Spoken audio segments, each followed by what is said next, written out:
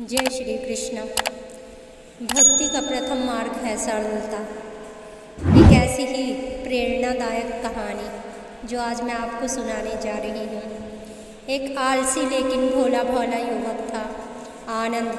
दिन भर कोई काम नहीं करता था, बस खाता ही रहता था और सोता रहता था। घर वालों ने कहा, चलो जाओ, निकलो घर से, कोई काम धाम करते नहीं हो, बस पड़े रहते हो दिन भर।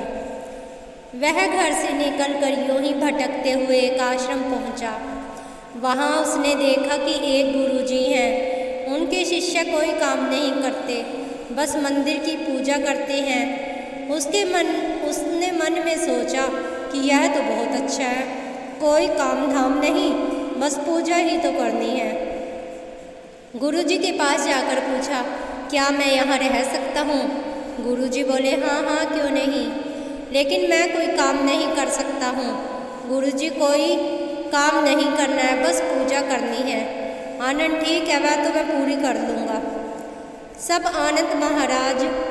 अब आनंद महाराज आश्रम में रहने लगे। ना कोई काम, ना कोई धाम, बस सारा दिन खाते रहो और प्रभु भक्ति में भजन गाते रहो। महीना भर हो गया। फिर एक दिन आई एकादशी। उसने रसोई में जाकर देखा, खाने की कोई तैयारी नहीं थी। उसने गुरुजी से पूछा, आज खाना नहीं बनेगा क्या? गुरुजी ने कहा, नहीं, आज तो एकादशी है और तुम्हारा भी उपवास है। उसने कहा, नहीं, अगर हमने उपवास कर लिया तो कल का दिन ही नहीं देख पाएंगे। हम तो कभी भूखे रह ही नहीं सकते, ना ही कभी उपवास कर सकते हैं, हमें तो बहुत भूख लगती है। आपने पहले क्यों नहीं बताया?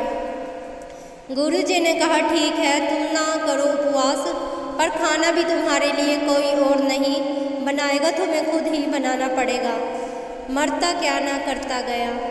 रसोई में गुरुजी फिर आए। देखा, अगर तुम खाना बना लो तो राम जी का भोग जरूर लगा देना और नदी के उस पार जाकर बना लो रसोई। ठीक है।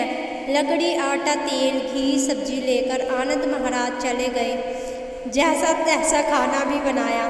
खाने लगे तो याद आया, गुरुजी ने कहा था कि राम जी का भोग लगाना है।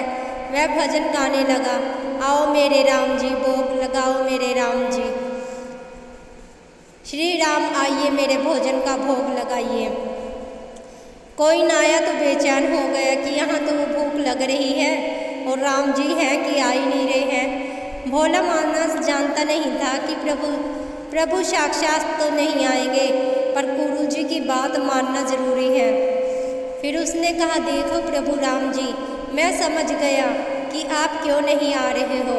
मैंने रूखा सूखा बनाया है और आपको तरमल खाने की आदत है, इसलिए नहीं आ रहे हो। तो सुनो प्रभु, आज वहाँ कुछ भी नहीं बना है, सबकी एकादशी है, खाना हो तो यही भोग ही खा लो। श्री राम अपने भक्त की सरलता पर बड़े मुस्कुराए और माता सीता के साथ प्रकट हो गए। भक्त असमंजस में था। गुरुजी ने तो कहा था कि राम जी आएंगे, पर यहाँ तो माता सीता भी आई है और मैंने तो भोजन बस 2 लोगों का बनाया है। चलो कोई बात नहीं, आज इन्हें खिला देते हैं। बोला, प्रभु मैं तो भूखा रह गया, लेकिन मुझे आप दोनों को देखकर बड़ा अच्छा लग रहा है। लेकिन अगली एकादशी पर ऐसा ना करना, पहले बता देना कि कितने जन आ रहे हो, और हाँ, थोड़ा जल्दी आ जाना। राम जी को उसकी बात पर बड़े ही खुश हुए। और भगवान जी ने प्रसाद ग्रहण करके वहाँ से चले गए। अगली एकादशी तक यह भोला मानस सब भूल गया। उसे लगा प्रभु ऐसे ही आते होंगे और प्रसाद ग्रहण करते होंगे। फिर एकादशी आई। गुरुजी ने कहा, मैं चला अपना खाना बनाने पर। गुरुजी, थोड़ा ज़्यादा अनाज लगेगा, वहाँ 2 लोग आते हैं। गुरुजी मुस्कुराए, भूख के मारे बावला है। ठीक है, ले जाओ और अनाज ले जाओ। अब की बार उसने 3 लोगों का खाना बनाया। फिर गुहार लगाई, प्रभु राम आइए, सीता राम आइए, मेरे भोजन का भोग लगाइए। प्रभु की महिमा भी निराली है। भक्त के साथ कौतुक करने में उन्हें भी बड़ा मजा आता है। इस बार वे अपने भाई लक्ष्मण, भरत, शत्रुघ्न और हनुमान जी को लेकर चले गए। भक्त को तो चक्कर ही आ गए। यह क्या हुआ? एक का भोजन बनाया तो दो आए, आज दो का खाना ज़्यादा बनाया तो पूरा खानदान आ गया। लगता है आज भी भूखा ही रहना पड़ेगा। सबका भोजन लगाया और बैठे बैठे देखता रह गया। अनजाने ही उसकी भी एकादशी हो गई। फिर अगली एकादशी आने से पहले गुरुजी से कहा, गुरुजी ये आपके प्रभु राम जी अकेले क्यों नहीं आते? हर बार कितने सारे लोगों को ले आते हैं। इस बार अनाज ज़्यादा देना। गुरुजी को लगा कहीं यह अनाज बेचता तो नहीं है, देख कर जाना पड़ेगा। भंडार में कहा, इसे जितना अनाज चाहिए दे दो और छुप कर उसे देखने चल पड़े। इस बार आनंद ने सोचा खाना पहले नहीं बनाऊंगा, पता नहीं कितने लोग आ जाएं, पहले बुला लेता हूँ फिर बनाता हूँ। फिर टेर लगाई, प्रभु राम आइए, श्री राम आइए, मेरे भोजन का भोग लगाइए। सारा राम दरबार मौजूद। इस बार तो हनुमान जी भी साथ आए, लेकिन यह क्या प्रसाद तो तैयार नहीं था। भगत ठहरा भोला भाला, बोला प्रभु इस बार मैंने खाना नहीं बनाया। प्रभु ने पूछा क्यों? बोला मुझे मिलेगा तो नहीं, फिर क्या फ़ायदा बनाने का, आप ही बना लो और खुद ही खा लो। राम जी मुस्कुराए, माता सीता भी गदगद हो गई और उसके मासूम जवाब से लक्ष्मण जी बोले, क्या करें प्रभु? प्रभु बोले, भक्त की इच्छा है, पूरी तो करनी पड़ेगी, चलो लग जाओ सब काम पे। लक्ष्मण जी ने लकड़ी उठाई, माता सीता आटा गूंदने लगी। भक्त एक तरफ बैठकर देखता रहा। माता सीता रसोई बना रही थी तो कई ऋषि मुनि यक्ष गंधर्व प्रसाद लेने लगे। इधर गुरुजी ने देखा खाना तो बना नहीं, भक्त एक कोने में बैठा है। पूछा बेटा क्या बात है, खाना क्यों नहीं बनाया? बोले अच्छा किया गुरुजी आप आ गए, देखिए कितने लोग आते हैं प्रभु के साथ। गुरुजी बोले मुझे तो कुछ दिख नहीं रहा है तुम्हारे और अनाज के सिवा।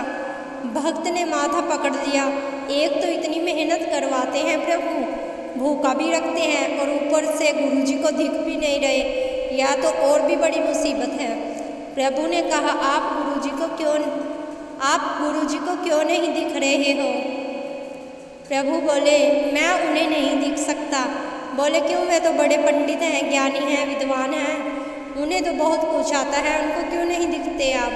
प्रभु बोले माना कि उनको सब आता है, पर वे सरल नहीं है तुम्हारी तरह, इसलिए उनको नहीं दिख सकता।